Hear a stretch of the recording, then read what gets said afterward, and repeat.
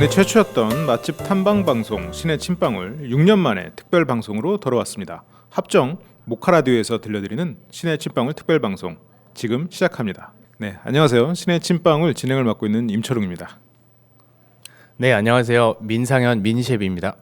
네, 저희가 6년 전에 팟캐스트에서 최초로 맛집 탐방 방송을 진행을 했었고 한동안 잊고 지냈었어요. 벌써 6년 전이니까요. 그런데 모카 라디오에서 다시 한번 그 방송을 같이 할 수 없겠느냐, 한번 특별 방송으로 해보면 어떻겠느냐라고 해서 저희가 이렇게 또 자리를 마련을 했습니다. 어떠세요, 민셰프? 네, 저희가 사실 오늘이 두 번째 방송이죠, 모카라디오에서는. 네. 그래서 첫 번째 저번 달에 했을 때 굉장히 좋은 경험이었고 또 오늘도 설레는 마음을 가지고 이렇게 부스 안에 앉게 되었습니다. 네. 저번에 과하게 설레셔가지고 할 말을 너무 못했다 이렇게 좀 아쉬움을 가지고 가셨었는데 오늘은 좀 아쉬움 없이 진행을 하면 좋을 것 같아요. 어때요, 오늘 마음가짐은? 네, 오늘 굉장히 편안하고요. 그리고 또 저번보다 더 많은 분들이 이렇게 있어서 더 좋은 것 같습니다. 저희의 목소리를 더 들려드릴 수 있기 때문에. 이렇게 뭐 화면이나 이렇게 저희 목소리만 지금 들으신다고 많다고 이렇게 거짓말하시는데 몇 명 없어요 지금. 그리고 아까 이제 이렇게 부스랑 이렇게 촬영하시다가 저랑 눈 마주치고 이렇게 몇 분 나가시고 하시더라고요. 대단히 죄송하게 생각하고 저희가 이제 오늘 여러 가지 이야기를 좀 들려드리려고 준비를 했어요. 그런데 저희의 이야기보다는 여러분들의 사연 그리고 여러분들의 사연을 통해서 뭐 그것과 관련된 음식 혹은 맛집 이런 거를 즉흥해서 조금 연결해서 말씀을 드려볼까 합니다. 그러면 저희가 이제 우연히 또 앞에 놓여진 사연 그리고 저희한테 들어온 사연들이 지금 세 가지가 있어서 그 중에 한 가지를 읽고 저희 이야기를 또 같이 들어보도록 할게요. 나토로님이 남겨주셨어요. 오늘 하루 더운 날씨에 커피를 마시며 시간을 보내니 좋네요. 사진도 찍고 음악도 들으니 기분도 좋고 볼 것도 많고 잘 보고 갑니다라고 이렇게 올려주셨는데 저는 이제 시작이니까 이분한테 뭔가를 추천해주기보다는 저는 이걸 보면서 이 사연을 보면서 혼자 오셨구나라는 생각이 들었습니다. 네. 그래서 실은 저희가 오늘 하려는 이야기의 주제가 이 신의 침방울 과거에는 그 지금처럼 이렇게 맛집에 대한 방송이 이런 게 많지가 않았었잖아요. 그렇죠. 저희가 최초였죠.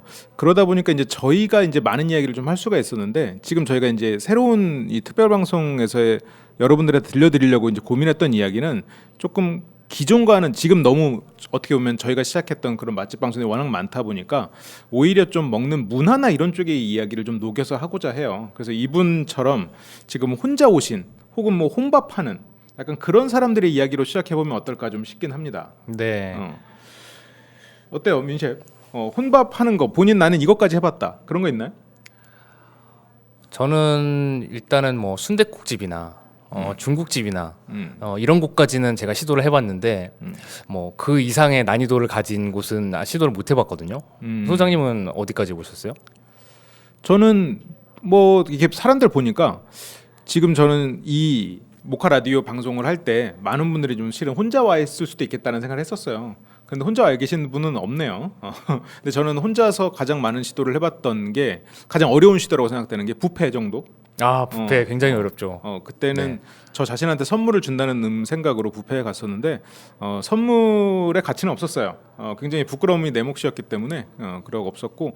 그래서 가장 쉬운 혼밥을 생각해 보면 뭐 우리가 김밥집 같은 데는 그 특히나 대학교 앞에 김밥집은 한 테이블에서도 옆에 앉는 게 굉장히 자연스러워요. 그렇죠. 특히나 요즘 같은 경우에는. 그래서 우리가 이제 이 혼밥이나 이런 것들 얘기를 하는 이유가 과거에는 우리가 맛집을 찾고 우리가 누군가의 이야기를 듣고 누군가와 함께하는 그런 시간을 공유하고자 하는 그런 것이 좀 더 주였다면 물론 지금도 그런 게 중요하지만 지금은 약간 그 음식 자체를 즐기는 사람들 음식에 대한 이해도도 높아지고 요리에 대한 이해도 자체가 높아져서 그런 것들을 즐기는 분들이 많아진 결과물이진 않나라는 생각도 좀 들어요. 뭐 이런 그 인구 구조 이런 걸 떠나서. 네, 맞습니다. 그리고 혼밥하시는 분들을 위한 그렇게 일부러 구조를 만들어 놓은 식당들도 요즘에 꽤나 많이 있잖아요. 그렇죠. 네. 네. 민식 같은 경우 이제 요리사니까 그 요리 업계에서도 뉴트로 열풍이 분다는 얘기를 들었어요. 뉴트로가 뭐예요? 그 뉴트로부터 잠깐 설명을 해줘 볼래요? 뉴트로는 이 뉴라는 단어하고 레트로라는 단어가 이제 합쳐진 신조어라고 볼 수 있겠죠. 이게 참 아이러니해요. 지금 여기도 보면 굉장히 그 이제 보고 계시는 분은 아시겠지만 굉장히 약간 예스러운 물건들이 좀 있어요. 여기 네. 뭐 LP판도 있고 옛날 전화기도 있고 그런데 이런 것들이 새로운 기술로 해서 만들어지잖아요. 네. 음식도 옛날의 레시피를 가지고 새로운 사람들 입맛으로 재해석한 이런 요리들이 생각보다 굉장히 많은 것 같아요. 네, 일본 요리 같은 경우도 일본식 코스 요리 같은 것도 굉장히 역사가 에도 시대부터 이어져 온 그런 요리가 변형에 변형을 거듭해서 이제 저희의 입맛에 맞게 그 지금 재해석이 됐거든요. 작년부터인가 일본 가정식이 상당히 붐을 일으키더라고요. 네, 맞습니다. 추천해줄 만한 일본 가정식집 있나요? 홍대에 위치한 집이 한 군데가 있긴 한데, 네. 네, 이름을 말해서는 안 되나요? 아니요, 경쟁업체라? 아니요, 상관없습니다. 네. 어. 로야토야라는 곳이거든요.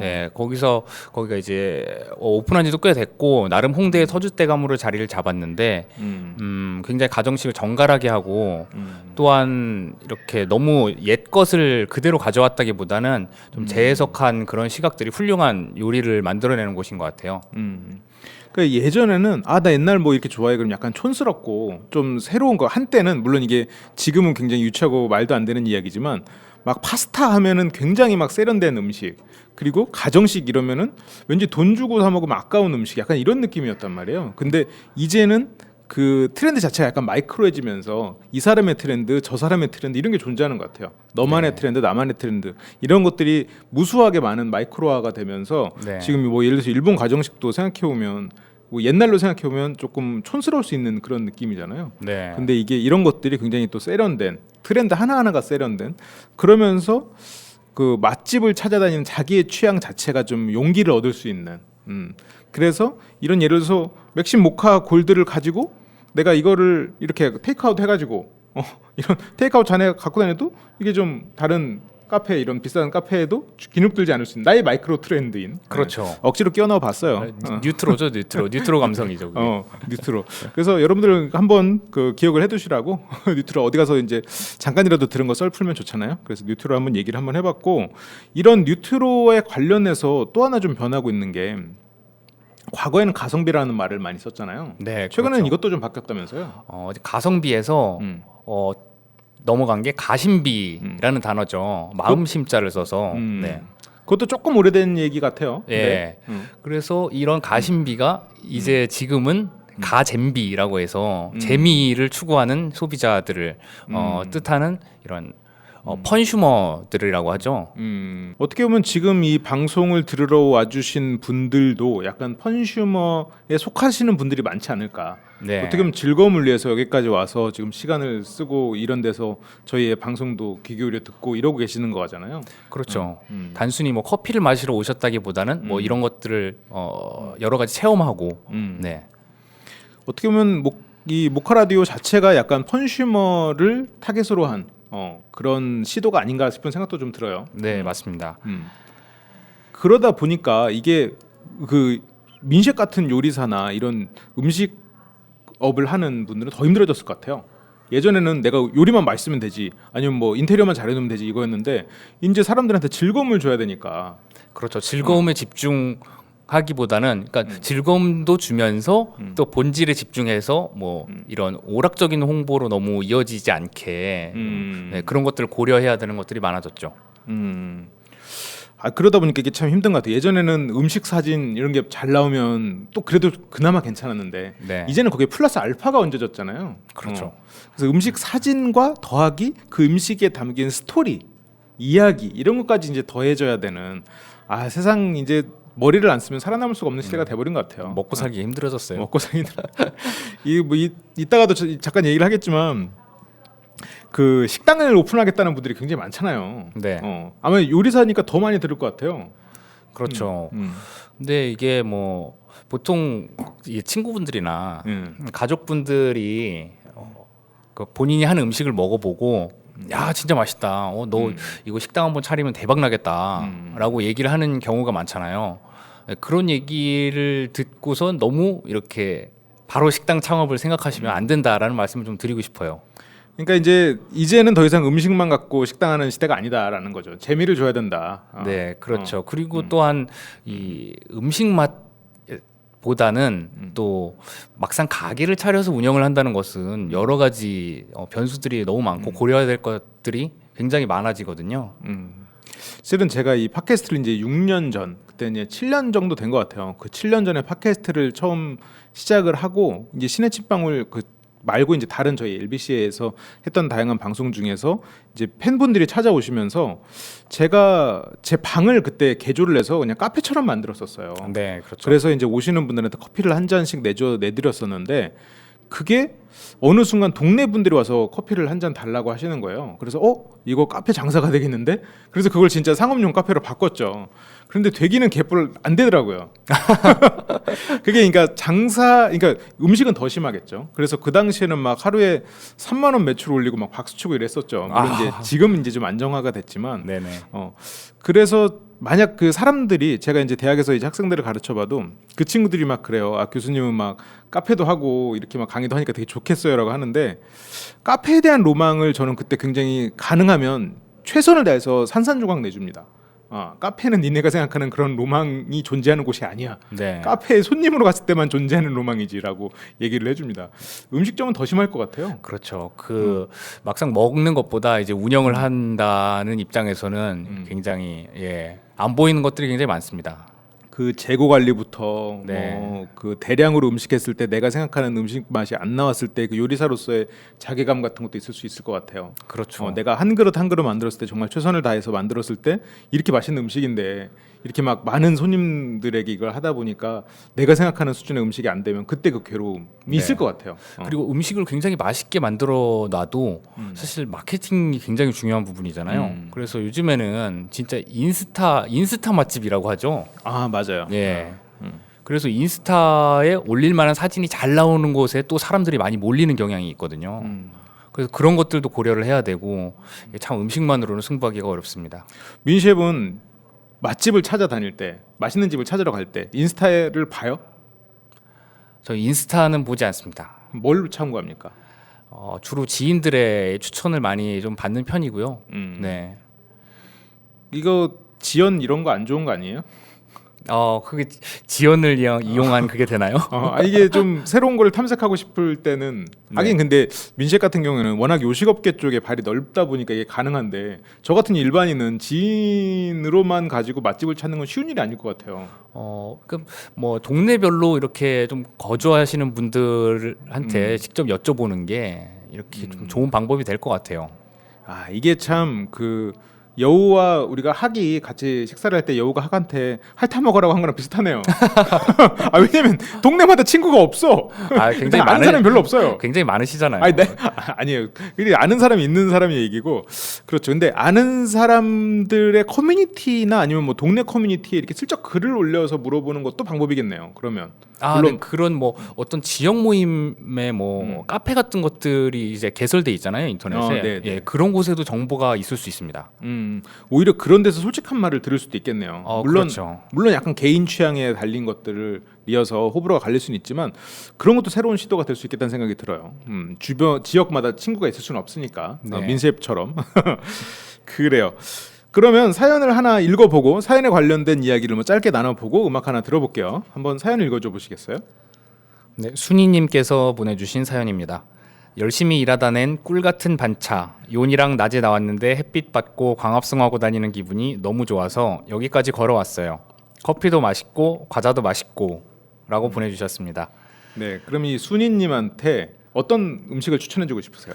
네, 일단은 열심히 일하다가 꿀같은 반차를 내셨다고 했는데 이렇게 햇빛 받고 광합성하고 이렇게 여기 낮에 모카 라디오를 방문하셨으면 이제 저녁에는 꿀같은 반차를 위해서 꿀막걸리를 한번 드셔보시는 걸 추천드리겠습니다. 그렇군요.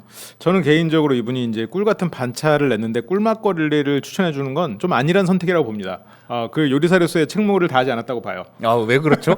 저는 이분한테 산채 비빔밥을 추천합니다. 왜냐하면 이 사람이 지금 광합성을 하고 다니는 기분이라고 했잖아요. 네네. 광합성을 하는 식물들의 고충을 좀 느껴보시라고. 광합성이 그렇게 좋은 것만은 아닐 것 같거든요, 제 생각에는. 그래서 약간 동족 상잔의 비극을 한번 느껴보라는 의미에서 꿀막걸리에 산채 비빔밥. 근데 의외로 이런 거 해주는 데 많을 거예요. 서울역에 이렇게만 가도 숙대 앞에도 꿀막걸 유명한 데 있고 그렇죠. 예. 그리고 이런 데서 그 산채 비빔밥까지는 아니어도 이렇게 그 나물 무침 같은 거 잘 네. 나오는 데 많습니다. 그렇죠. 밑반찬들로. 민셰프는 음식점에 가서 음식을 먹기 전에 사진을 찍나요? 저는 누구랑 가느냐에 따라서 다릅니다. 네. 누구랑 가면 찍고 누구랑 가면 안 찍어요?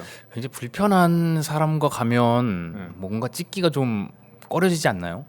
그 말은 사진을 찍고 싶은데 불편한 사람이랑 갔을 때 안 찍는 거군요. 그러면. 그렇죠. 어, 웬만하면 사진으로 좀 찍어서 음. 남기려고 하는 편이거든요. 일기장처럼. 하긴 이건 요리사의 마음이니까. 근데 저도 이렇게 보면 예전에는 사진 찍는 게 이상하다고 생각했었거든요. 네. 근데 이제는 그 사진 찍는 것 자체가 지금 말한 것처럼 일기장이고 또 일기장이 타인들과 또 공유가 되고 이제 그런다 보니까 또 어떻게 보면 찍는 게 맞는 건가 싶기도 해요. 네. 근데 이게 사진을 찍는 것도 조금 장소에 따라서도 차이가 있을 것 같아요. 그러니까 뭐 파인다이닝 같은 데 가서 뭐 스시바에 앉았는데 이렇게 다른 손님들도 있는데 계속 플래시 터트리면서. 네, 계속 찰칵거리면서 사진을 찍는다는 건 굉장히 비매너 행위잖아요. 근데 제가 이렇게 말은 이렇게 했지만 태어나서 아직까지는 찍어본 적은 없어요. 왜냐하면 찍으려고 보면 음식이 남아있질 않았었거든요. 그래서 이제 앞으로는 조금 시도를 해보겠다라는 그냥 다짐을 한번 얘기를 해본 거였고요. 확실히 그 문화가 계속해서 빠르게 변하고 있는 것 같아요. 그 유튜브 먹방만 해도 처음에는 야 신기하다 어떻게 저런 컨텐츠가 있냐 했는데 네. 이제는 너무나 흔한 컨텐츠가 돼버렸고 막 그래요. 그래서 저는 이제 그런 게 궁금해요. 우리가 이제 일반인의 시각으로 이렇게 빠르게 변하고 있는데 과연 이렇게 빠르게 변하는 걸 우리 요리사들은 어떻게 지금 그 변화를 준비하고 있는가?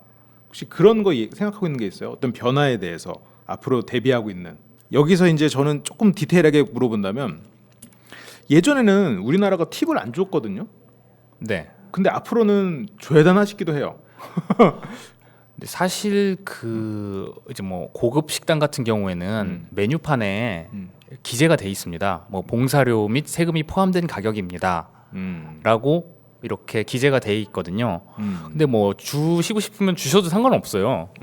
근데 그 요리사의 입장에서 좀 말씀을 드리자면 그 홀 직원한테 준 팁은 사실 주방 직원들한테 돌아가지 않는다라는 거죠. 그건 요리사랑 아무 상관없. 우리사의 준비와는 아무 상관없는 거다. 네, 홀 직원들한테 주는 팁은 그 홀 직원이 이제 개인의 소유가 되는 것이 이제 관례거든요, 사실.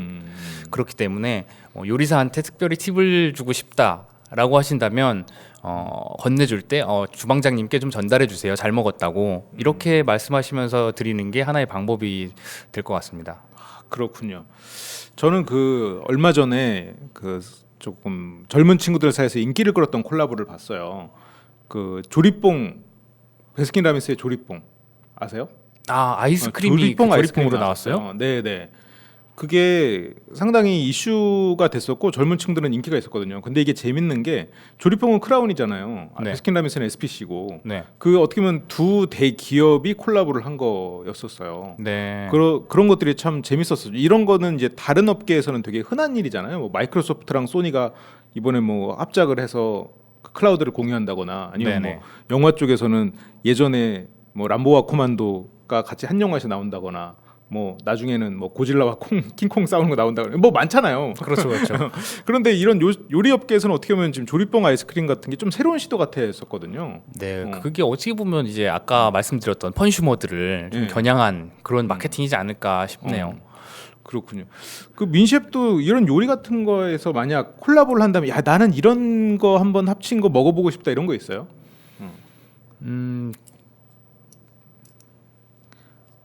뭐가 있을까요? 민셰프 머리가 멈춘 이유는 전 알고 있습니다. 왜냐면 민셰프 머릿속에 지금 굉장히 많은 음식 브랜드가 있기 때문이에요. 그렇죠. 이건 저희가 한번 또 좀 고민을 해보고 네네. 음식을 추천해줄 만한 게 있으면 한번 해볼게요. 그 앞으로도 이런 조리뽕 아이스크림 같은 콜라보는 계속해서 있을 것 같아요. 네, 맞습니다. 그리고 이런 경쟁자였던 어떻게 보면 뭐 기업이나 그런 문화가 갑자기 동지가 돼서 그런 사람들하고 이렇게 새로운 또 시도를 하는 건 뭐 고객 입장에서는 즐거운 일이죠. 네. 고객 입장에서는.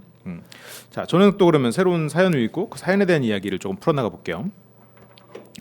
참 살기 힘든 날들이지만 여름은 저를 더욱 힘들게 합니다. 여기 와서 잠시 더위를 식히다 갑니다. 시원하게 목도 축이고 몸도 잠시 누이고 과자도 맛있게 잘 먹고 갑니다. 여기가 천국이네요. 이영곤님. 자, 이분한테는 어떤 음식을 추천해주고 싶으세요? 저는 음식이라기보다는 한 지역을 좀 소개를 해드리고 싶어요. 이 요즘에 을지로가 네. 되게 한창 힙하다고 해서 힙지로라고도 불리거든요. 아, 그래요? 네, 그래서 젊은이들 뭐 20대, 30대, 40대까지 뭐 원래 더 나이 드신 분들은 기존에 을지로를 많이 찾아주셨지만 지금 을지로가 굉장히 힙한 공간이 돼서 그 을지로 노가리 골목에 가셔서 더위를 식히시면서 야외에서 맥주 한 잔 어떠신가 추천을 한번 드려봅니다. 을지로에 지금 말한 그 맥주 마시는 그런 공간들이 낮에는 카페, 저녁에는 맥주 약간 이렇게 해서 그런 분위기 반전하는 그런 곳들이 있다고 들었는데 맞나요? 근데 일단 맥주집이기 때문에 낮에도 맥주를 와서 드시는데 낮에는 주로 조금 나이대가 있으신 분들이 오고 5시 이후부터 직장인들이 퇴근하고 와서 야외에서 맥주를 마시는데 뭐 골목이 꽉 찰 정도로 그렇게 장관이라고 합니다. 분위기가. 저도 실은 그 얼마 전에 카페에서 저녁에 맥주를 추가했거든요. 그때 그 맥주집을 원래 먼저 하셨던 분이 이쪽 을지로 쪽을 참고하라고 추천을 해주시더라고요. 네. 그래서 이게 굉장히 힙하게 뜨고 있다라고 하셨었는데 어쨌건 좋습니다. 이분한테 을지로를 추천해 주셨고 저는 이분에게 좀 다른 각도로 접근해 보고 싶어요. 저는 이분에게 냉동식품들을 추천해주고 싶습니다. 왜냐하면 저는 이분의 사연을 보면서 약간 인간에게 치여 있는 상태구나라는 느낌을 좀 받았어요. 네. 여름이 나를 더욱 힘들게 한다. 여기 와서 좀 쉬다 가다. 여기가 천국이다. 그러니까 여기가 지금 천국이라고 느낄 정도면 지금 뭔가 이 바깥에 자기 시간과 자기 공간이 힘든 거야. 그래서 그렇게 볼수 이분은 있겠네요. 좀 휴식이 필요할 것 같아요. 집에 있어야 돼. 인간관계를 줄여야 되지 않나. 회사든 뭐든 어쨌건 지금 치이고 있는 걸 줄여야 될 것 같아서 일단 주문을 하거나 아니면 어디서 배달을 시켜서 냉동식품을 냉동칸에 일단 쌓아두시고 네. 집에 온도를 확 내리셔서 그런 걸 좀 드시면서 집에서 좀 혼자만의 시간을 좀 가져라. 이제 저는 그렇게 좀 조언을 드리고 싶어요. 네. 근데 여기서도 제가 좀 물어보고 싶은 게 냉동식품 하면 좀 약간 불량식품 같은 느낌 있잖아요. 그렇죠. 특히나 뭐 냉동된 채소들도 많이 파는데 이 냉동된 채소가 신선식품보다 훨씬 영양가가 떨어질 것이다라는 그런 편견들이 좀 있는데 그거에 대해서 좀 말씀을 드리고 싶어요. 그러니까 뭐 냉동식품이라고 해서 사실 영양학적 가치가 그렇게 떨어지는 것은 아니고요. 오히려 더 영양 보존의 입장에서는 더 유리할 수 있다라고 말씀을 드리고 싶은데 그 이유는 이제 냉동 식품을 그러니까 채소 같은 경우 수확을 해서 냉동시킬 때 바로 급속 냉동을 시키기 때문에 영양가가 보존이 잘 되거든요. 근데 오히려 신선식품 같은 경우에는 이 유통되면서 주방에서 조리가 될 때까지 영양소 손실이 일어날 수가 있어요. 네, 그래서 냉동식품은 무조건 영양적 가치가 떨어진다라는 것은 잘못된 속설이다. 은근히 그 단어 자체 단어 선정들이 조금 그 지루한 단어들이 선정되고 있지 않나. 약간 그런 느낌이 들어요. 영양보다는 영양학. 약간 본인의 그런 지식을 뽐내기 위한 의도가 있지 않았나 이런 좀 의심이 좀 들긴 듭니다. 전혀 없고요. 그래요. 이게 확실히 요즘에는 배달 기술 자체가 상당히 발전을 했기 때문에 가능한 일인 것 같긴 해요. 급속 냉동해서 그 냉동 상태로 우리 집 안방까지 올 수 있는 그거 자체가 때문에 어떻게 보니까 제가 지금 이영곤님에게 추천해준 냉동식품은 집에서 이렇게 빈티나게 살아라 그게 아니라 건강도 생각하시면서 방안이 천국이 되는 약간 그런 것이 가능하지 않겠냐 이런 얘기였던 것을 이제 민셰의 지식과 만나서 이제 풀어줬네요.